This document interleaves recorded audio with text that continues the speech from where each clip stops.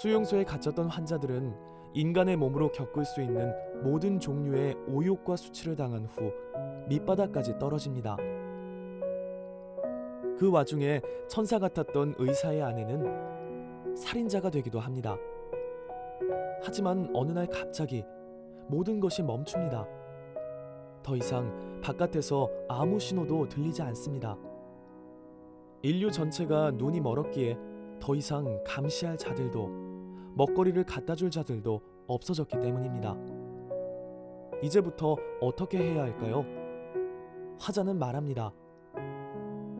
눈먼 사람에게 말하라. 너는 자유다. 그와 세계를 갈라놓던 문을 열어주고 우리는 그에게 다시 한번 말한다. 가라. 너는 자유다. 그러나 그는 가지 않는다. 그는 길 한가운데에서 꼼짝도 않고 그대로 있다. 그와 다른 사람들은 겁에 질려 있다. 어디로 가야 할지 모른다.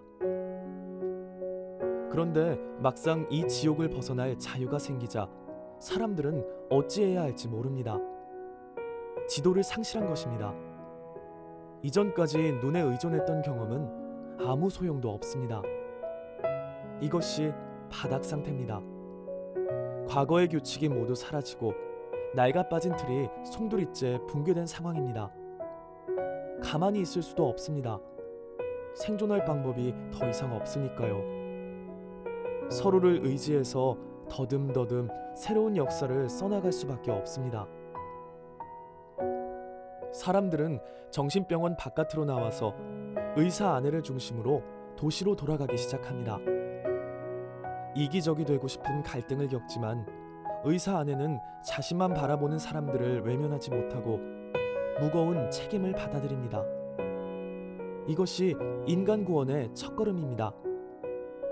누군가 타자에 대한 책임을 받아들일 때 사회는 재생을 시작합니다.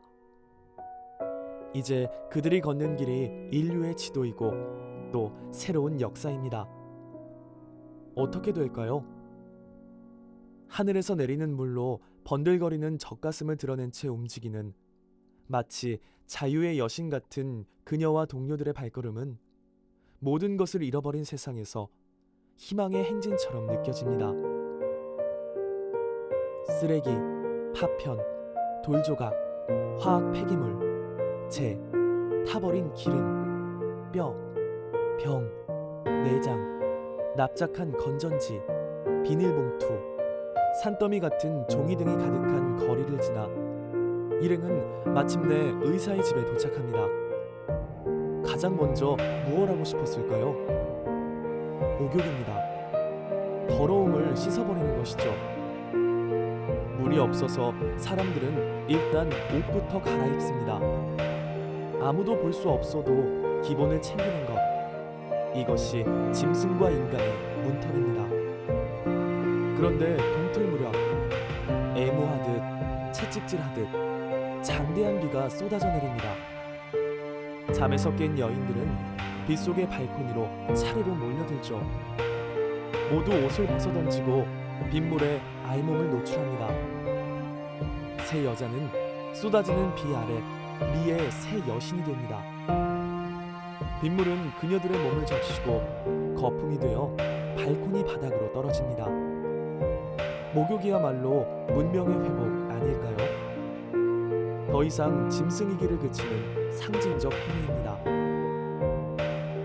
화자는 어쩌면 이것이 이 도시의 역사에서 일어난 가장 아름답고 가장 영광스러운 일이라고 말하면서 나도 그 거품과 함께 갈 수 있다면, 깨끗하게 정화된 몸으로 끝도 없이 떨어져 내릴 수만 있다면 하고 부러워합니다.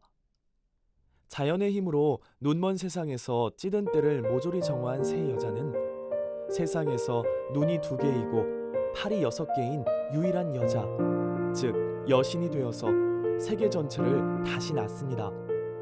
이 소설에서 가장 시적인 장면 중 하나입니다. 그렇다면 이들 말고 나머지 인간 전체는 모두 타락한 것일까요? 그렇지 않습니다. 다음 날 다른 일행의 집에 갔다가 이들은 눈이 전혀 보이지 않는데도, 아무도 읽을 사람이 없는데도 여전히 백지에 작품을 써나가는 작가 한 사람을 만납니다. 어쩌면 사람하고 본인일지도 모릅니다. 작가는 볼펜 두 자루를 들고 실명 상태에서도 종이를 메워갑니다. 이것이 작가의 일입니다. 작가는 계속 써나감으로써 자신을 구원합니다. 희망은 이렇게 존재합니다. 이 세상 어딘가에는 이 작가와 같은 사람들이 분명히 있습니다. 지옥 같은 세상에서도 자신을 잃어버리지 않고 주어진 일을 성실하게 해나가는 사람들 말입니다. 작가는 말합니다. 자기 자신을 잃지 마시오. 자기 자신이 사라지도록 버려두지 마시오.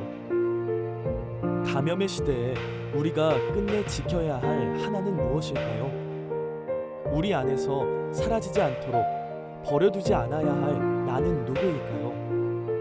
어쩌면 각자가 그 나를 쥐고 있다면 우리의 미래는 눈부실 정도는 아닐지라도 눈먼 상태에 떨어지지는 않을 겁니다.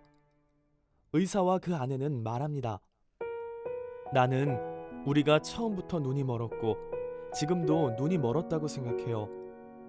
눈은 멀었지만 본다는 것은 볼 수는 있지만 보지는 않는 눈먼 사람들이라는 거죠. 어떻게 하면 눈먼 사람이 되지 않을 수 있을 것인가? 이것이 백색 실명이라는 감염병을 통해서 주제 사람하고가 우리에게 건네는 질문이 아닐까 싶습니다. 고맙습니다.